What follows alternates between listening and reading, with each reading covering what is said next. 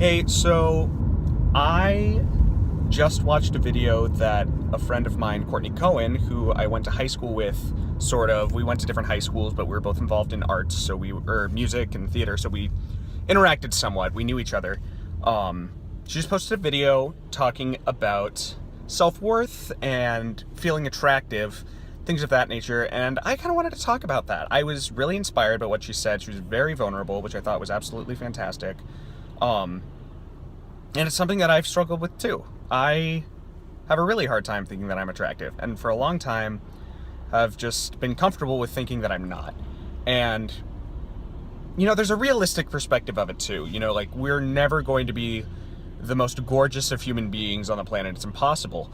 And even our image of that is shaped by computers and photo editing, things like that, right?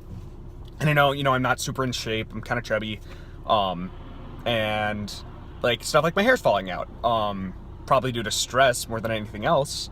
And I'm kind of shorter, and there's things that I'd like to be able to change about my appearance, and some of it I can't change that my hair is falling out, right? I can try and do, better things there. But I realized, I don't know, maybe like a year ago, how much I had been holding myself back, because I would say things like, oh, I could never wear clothes like that. I like those clothes, but that's stuff that like hot guys wear.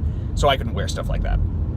Or like my hair, which I'm like super happy with it. Like, I never would have done this before, because I'm like, that's hot guy hair. That's what like good looking people do or wear or look like. And I could never do that. And it ate me alive. And it took me a long time to get to a point where I was comfortable saying, you know what? No, I want to look good for me. I like those clothes, so I'm going to wear them because it feels good to wear them. And there's the appearance aspect of it, but then I've also found that it's bled into other areas of my life, where even just talking to myself, the ideas that I have, like I'm talking to myself into a camera in my car right now, right? Like that would be considered a weird thing to do. But also, like, I sing and I dance to myself, and I make jokes that nobody gets. That's a huge thing that I've realized, is that my humor really is for making me laugh, because other people do not understand my humor. And that's okay. If I'm living to make myself laugh, who cares what other people think, right? They don't need to laugh at my jokes if I can laugh at my jokes.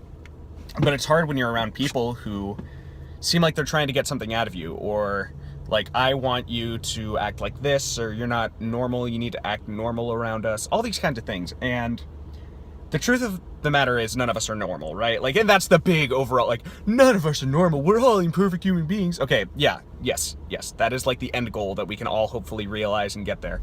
But that's not necessarily how it works, because there is this idea of people being more, I don't know, homogenized, or, like, a lot of people might share a specific similarity, and then that's called normal because it's just more common. I guess that's really what it is. It's just more common.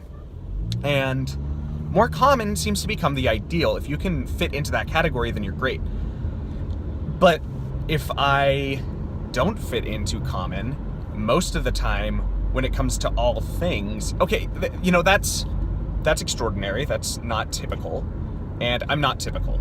I'm not scared of that fact anymore. I used to be really scared of the fact that I was different. It took a long time to be comfortable with, I am different, and who I am when I act around other people, I want that to be the same person that I am when I'm by myself.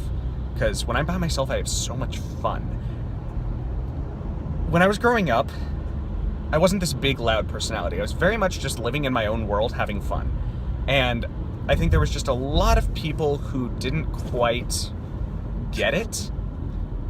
And so I turned into this big, loud persona that everybody could laugh at, be the butt of my own joke, call it good. And as time has gone on, I've kind of gone back to, I'll just exist in my own little world, and that's okay. And I want to invite people into my world. I want to be able to share my world with people, because that's important, being able to connect with people.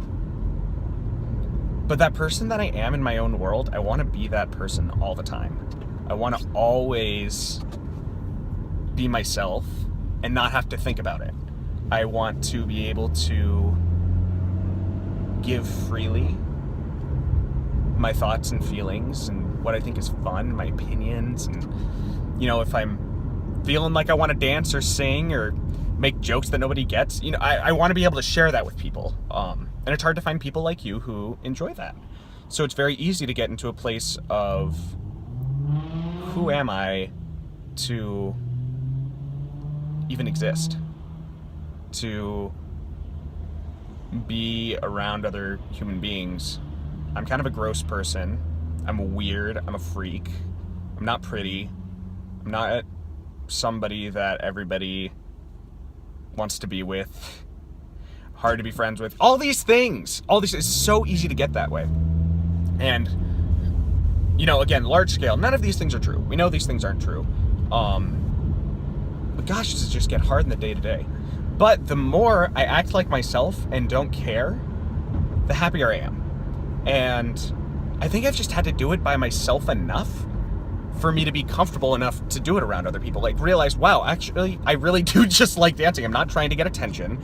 I'm not trying to make things weird for other people. I'm really just having fun by myself. And if people want to challenge that, so be it.